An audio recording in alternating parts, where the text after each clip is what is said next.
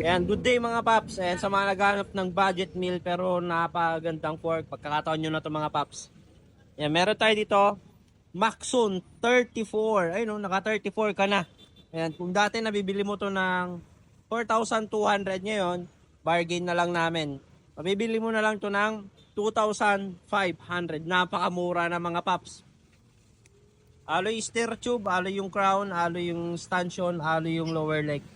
Yan. Airport na rin to mga paps. Ayan, ang taba kung compare natin sa 32. Yan, quick release, size 29 lang available na to. Yan. Ito naman tayo sa Suntour XCR. Yan, ito yung tipong fork na sawa ka na sa fork pero yung fork di pa sawa sa'yo. Ganun katindi tong fork na to. Ganun katibay to. Alloy na yung steer tube niya, alloy na yung crown niya, alloy yung lower leg niya. Ayan. Ang downside nga lang ng fork na to, napakabigat kasi solid. Timbang na ito, 2.3 kilo. Coil type tong fork na to, syempre manual lockout pa rin.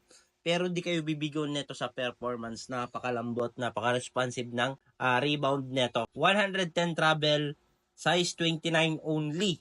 Yan. Kaya sa mga Suntour fanatic dyan ng XCR, nakasale tayo ngayon mga paps. Dati nabibili nyo to na 4,300 ngayon, 3,000 pesos na lang. Kaya visit lang kayo sa Paps Bike Shop. Thank you.